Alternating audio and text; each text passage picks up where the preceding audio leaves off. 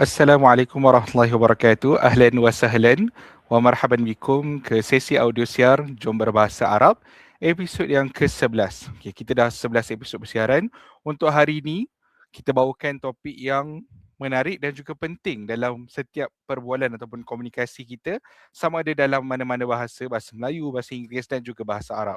Okay, jadi dalam bahasa Arab, kita sebut sebagai adawatul istifham. Adawatul istifham ataupun kata tanyalah.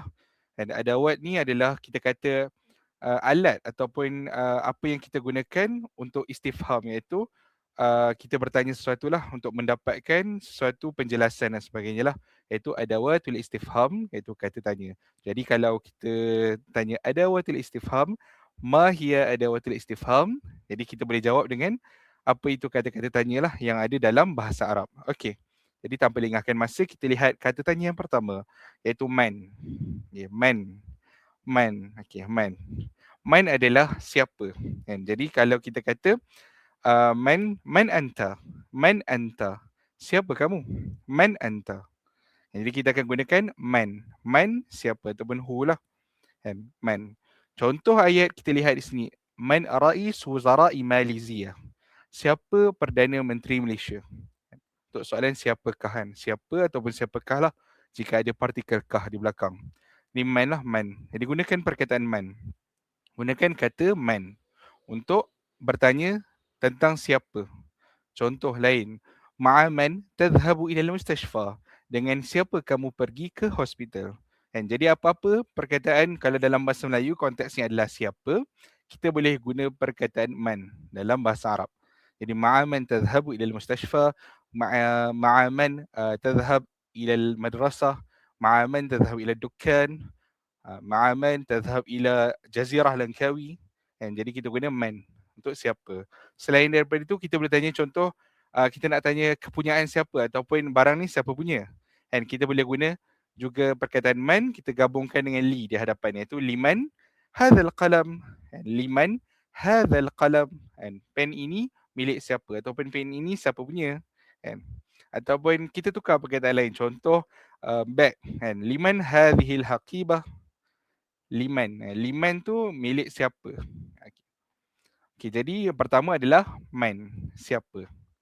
Okey, seterusnya adalah madha. Madha ataupun ma. Okey, kegunaan dia mengikut konteks lah. Ada kesesuaian yang menggunakan ma, ada kesesuaian yang menggunakan madha. Jadi bila anda dengar perkataan ma ataupun madha, itu merujuk kepada makna apa kan? Soalan apa? Apa ataupun what lah dalam bahasa Inggeris. Contoh, kita selalu guna bila kita nak bertanya tentang nama orang. Jadi mas muka, mas muki, kan? Jadi kita guna ma di hadapan, iaitu menunjuk kepada apa. Jadi soalan dia adalah apakah nama kamu? Mas muka. Jika ditujukan kepada lelaki, kalau kepada wanita, mas muki, kan? Jadi kita guna ma. Contoh dalam ayat ni adalah ma ismu abik. Ma ismu abik. Apakah nama ayah kamu? Ataupun kita nak tanya tentang orang tu tengah buat apa? Madza taf'al? Madza taf'al? Contoh, madza taf'alu qabla an-naum? Apa yang kamu lakukan sebelum tidur? Kan? Madza taf'alu? Kan? Diguna madza. Tapi tadi ma ismuka diguna ma. Kan? Jangan guna madza ismuka pula. Dia menyalahi hukum tata bahasa lah, ataupun hukum dalam sistem penulisan atau tulisan Arab lah, bahasa Arab. Okay, selain daripada itu, contoh kita nak bertanya tentang warna kan. Warna, ma laun. Ma launu. Ma launu sayyaratil is'af. Ma launu sayyarati abik. Kan? Apakah warna ambulans? Kan? Ataupun tadi soalan kedua saya, apakah warna kereta ayah kamu? Ma laun sayyarati abik. Kan? Jadi kita tambahlah apa-apa. Ma laun apa rumah kan, ma laun baitik, kan, apa rumah, apa warna rumah kamu, kan. Jadi kita boleh gunakan ma ataupun madza yang merujuk kepada soalan apa, apakah. Okey, jadi kita dah ada man, seterusnya kita dah ada madza ataupun ma merujuk kepada apa. Okey, seterusnya bila kita nak bertanya kan, bertanya berkenaan dengan bilangan ataupun pukul berapa, bilangan, berkaitan dengan nombor, kan, kita akan guna kata tanya come ataupun become, kan, merujuk kepada berapa, how much, how many, kan, kita akan guna come atau become, kan. Tapi lebih kalau di konteks negara Arab dia orang akan guna become, kan. Tapi kalau secara standardnya adalah come. Okey, contoh kita nak bertanya tentang harga buku, kita pergi kedai buku, jadi kita akan tanya kam si'aru hadzal kitab, kam si'aru hadzal kitab, kan, berapakah harga buku ini, kan. Contoh kalau kamu pergi pasar, kan, pergi pasar contoh nak tanya, berapakah harga tomato, kan, ataupun tomato yang kita jumpa, kan, dekat pasar, kita nak tanya peniaga, kan, ataupun tajir peniaga, kan, kita tanya kepada peniaga, kam si'aru hadha tamatim, kam si'aru hadha tamatim, kan, berapakah harga tomato ini, kan, kam si'aru, ataupun kata lain kam thamanu, kan, berapa nilai, kam thamanu pun boleh. Selain daripada itu, contoh guru nak bertanya, kan, dalam kelas ni ada berapa orang pelajar, dia akan guna kam juga, iaitu kam taliban fil fasli, kam taliban fil fasli. Contoh orang datang membanci, kan, yang datang buat statistik, kan, ke rumah, dari satu rumah ke satu rumah yang lain tu, dia akan tanya kam syakhsan fil bait, kam syakhsan, berapa orang fil bait, dalam rumah ni, kan, kam syakhsan, berapa orang, kam taliban, berapa orang pelajar ataupun murid, kan, kita guna kam. Ataupun kita nak kata ataupun nak bertanya tentang berapa tinggi bangunan ni, contoh ada gambar bangunan di situ, kan, kalau dipaparkan, okey, kita nak tanya berapa tinggi bangunan, jadi kita akan tanya kam tula hadzal mabna, kam tula hadzal mabna, kan, berapa tinggi, tul ni tinggi, kan, tul ni dia boleh jadi maksud panjang, tapi ada setengah konteks adalah tinggi, kan. Bangunan kita tak cakap panjang bangunan, kita kata tinggi bangunan, kan. Jadi kita akan guna kam tula hadzal mabna, berapa tinggikah bangunan ini. Okey, itu adalah kam. Jadi kita tadi belajar man, siapa, madza atau ma, merujuk pada apa, kam, berapa. Okey, seterusnya mata, kan, mata, kan, bukan mata, kan, bukan mata yang ni, mata yang ainun ni, mata bukan, ialah mata ni untuk bertanya bila, contoh berkaitan dengan bila due date ataupun tarikh akhir dan sebagainya, ataupun bila kita nak pergi, jadi kita akan tanya bila dalam bahasa Arab kita sebut sebagai mata, kan, mata yabda'ul fasl, contoh bilakah kelas bermula, mata yabda'ul fasl, mata yabda'ul fasl. Ataupun nak tanya bila kamu pulang ke rumah selepas bekerja, jadi akan mula dengan perkataan mata tarji'u ila al-bait ba'da al-amal, mata tarji'u ila al-bait ba'da al-amal, bilakah ataupun waktu bila, tarji'u ila al-bait, kamu pulang ke rumah, ba'da al-amal, selepas bekerja, kan. Jadi dia akan menjawablah, okey, contoh pukul 5 petang, pukul 6 petang dan sebagainya lah. Ataupun kita boleh tanya mata juga, kan, contoh non-Muslim ataupun yang bukan beragama Islam, dia akan bertanya, mata yasumul muslimun, mata yasumul muslimun, bilakah orang Islam berpuasa, kan. So nanti kita akan jawab yasumul muslimun fi syahri Ramadan, kan, kita dah belajar bulan Ramadan kita akan berpuasa. Jadi itu jawapan dia lah, kan. So soalan menggunakan mata, kan. Jadi apa-apa yang berkaitan dengan bila, ada je perkataan bilakah, kan. Selalunya untuk pertanyaan kita akan guna mata. Okey, kalau berkaitan dengan tempat, kan, tempat di mana, kan, di mana. Okey, di mana kita akan guna aina. Okay. Aina. Kan? Sebut betul-betul aina. Dia beza. Jangan kita nak Arabkan bunyi Arab dia jadi aina. Tu salah. Aina tu dia nama orang kan. Aina, rakan-rakan kita aina. Kan? Ataupun ain ni merujuk kepada mata lah. Ain. Gunakan ain. Huruf ain. Tapi ni dia guna aina. Guna hamzah. Aina. Aina di manakah? Contoh soalan kebiasaannya bila kita berkomunikasi dengan orang baru. Contoh saya yang dah bekerja akan bertemu dengan seorang pegawai. Jadi mungkin saya selalu akan tanya, aina ta'mal? Aina ta'mal? Di mana kamu bekerja? Aina ta'mal? Contoh, jumpa rakan-rakan lama, saya akan tanya, aina ta'malul an? Aina ta'malul an? Di manakah kamu bekerja sekarang? Contoh dia dah pindah kerja dan sebagainya lah. So lama dah kita tak berjumpa, jadi kita boleh bertanya lah, aina ta'malul an? Di manakah kamu bekerja sekarang? Ataupun biasanya orang yang baru pertama kali ataupun yang jarang guna public transport ataupun pengangkutan awam, dia akan bertanya, aina mahattatul qitar? Aina mahattatul qitar? Itu dia tanya, di manakah stesen kereta api ataupun LRT station, MRT station. Aina mahattatul qitar? Mahattah iaitu station, al-qitar adalah kereta api lah. Kereta api ni general untuk al-qitar, boleh merujuk kepada KTM, LRT, MRT dan sebagainya yang ada rail-rail tu. Itu kereta api lah.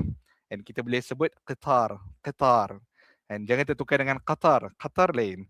Qatar adalah ismul bilad, iaitu ismul daulah. Satu negara lah di negara Arab. Kalau Qatar negara Arab, negara Qatar. Tapi kalau qitar adalah merujuk kepada kereta api. Okey, selain daripada itu, kalau kita nak bertanya, rakan kita cerita satu perkara kan, satu berita. Jadi kita nak tanya, min aina sami'ta hadzal khabar? Min aina sami'ta hadzal khabar? Dari mana, daripada mana kamu dengar berita ini? Min aina, daripada mana? Contoh, min aina anta? Dari mana kamu ni? Kamu berasal dari mana? Min aina anta? Kita menggunakan aina. Aina ni dia nak kata dari mana tempat pun guna aina, ataupun kedudukan di mana tempat pun kita guna aina. Aina taqa' hadzal qalam? Atau aina taqa' hadhil madrasah? Di manakah terletaknya sekolah ni dan sebagainya, kita akan guna aina. Aina tempat, di mana, yang mana, ke mana ataupun dari mana, kita akan guna aina. Mesti kena ada aina. Aina di mana, mata bila. Okey, seterusnya untuk menjawab ataupun bertanya berkenaan dengan alasan ataupun sebab, faktor dan sebagainya, kita akan gunakan kata tanya limadha. Limadha. Limadha. Tadi madha apa? Limadha mengapa ataupun kenapa. Li ni untuk lah ataupun kerana lah sebenarnya. Li ni maksud dia kerana secara literal kan. Kerana ataupun untuk. Madha. Madha apa kan. Jadi kerana apa kan. Jadi nak bertanya tentang sebab kan. Kenapa, mengapa. Jadi dia akan gunakan limadha. Jadi kalau contoh saya tanya, limadha tuhibbul lughatal arabiyyah? Limadha tuhibbul lughatal arabiyyah?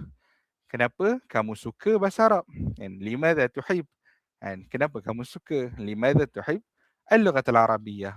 Ataupun biasanya dalam kelas, jadi guru dia akan bertanya lah, anda kata anda tak ke sekolah semalam. Jadi dia tanya, limadha lam tahdur ams? Limadha lam tahdur ams? Semalam kenapa kamu tak datang? Ataupun kita bertanya soalan, kenapalah pelajar atau pemurid ni dia study belajar, rupanya untuk peperiksaan kan. Jadi limadha yadrusu at-tullab qabla al-imtihan? Jadi kenapa murid-murid atau pelajar ni dia ulang kajilah belajar, dia study, belajar qabla al-imtihan, sebelum peperiksaan, imtihan, peperiksaan.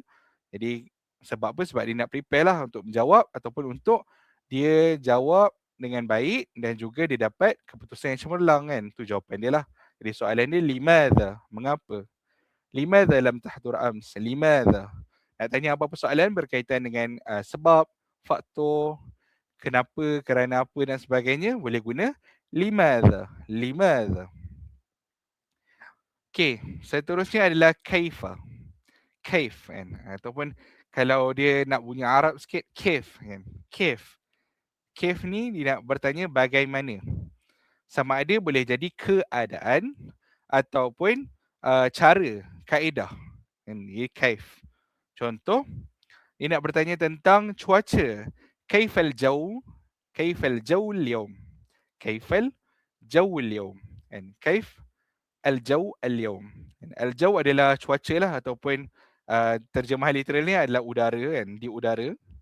Tapi kalau secara kontekstual ni adalah dia nak bertanya tentang cuaca. Bagaimana cuaca hari ini? Kaifal jaw al-yawm? Kaifal jaw al-yawm? Ataupun kita nak tanya macam mana awak ni masak nasi ayam kan, kaedah ataupun cara. Jadi kita akan bertanya kaifa tatbukhul arus wad dajaj. Kan? Al-arus wad dajaj ataupun al-arus ma'ad dajaj. Kan? Kaifa tatbukh? Macam mana kamu masak? Macam mana kamu buat? Kan? Kaifa taf'al? Kan? Kaifa kaifa tanjah? Bagaimana kamu berjaya? Kaifa guna kataan kaifa ataupun kaifa. Bagaimana? Ataupun contoh kita nak bertanya tentang kesihatan, kita guna kaifa.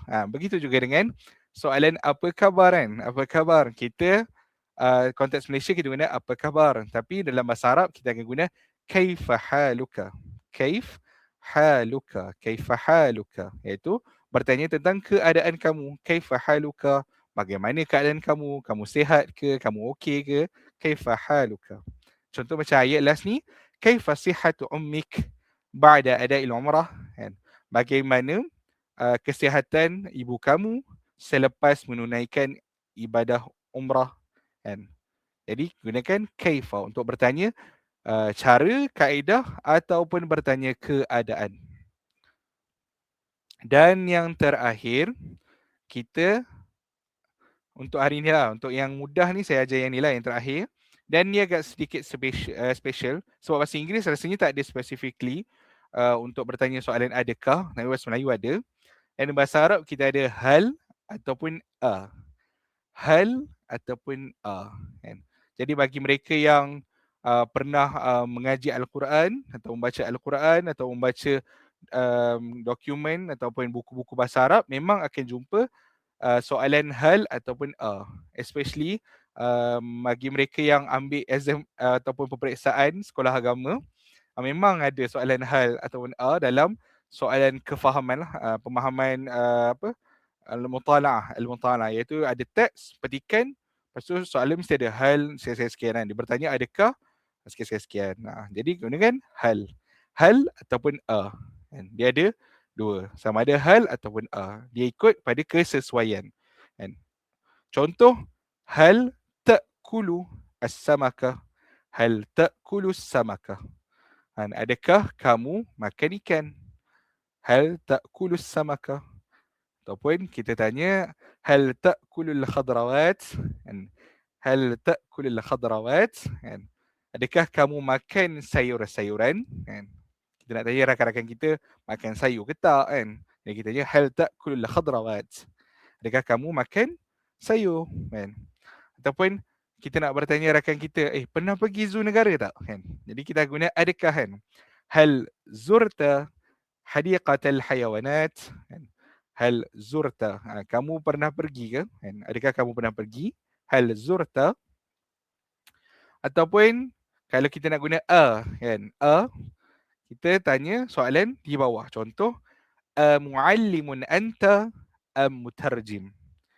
Muallimun anta muallimun anta am mutarjim? Kan? Dia nak bertanya tentang adakah kamu ni seorang guru ataupun penterjemah? Kan? Ataupun translator lah, kan? Penterjemah. Jadi nak bertanya sama ada dia ni guru ke penterjemah. Dan biasa akan guna a lah di hadapan. Dan taliban anta am muallim. Ataupun perkara-perkara lain lah yang berkaitan dengan dua benda. Biasa dia akan tanya soalan menggunakan a.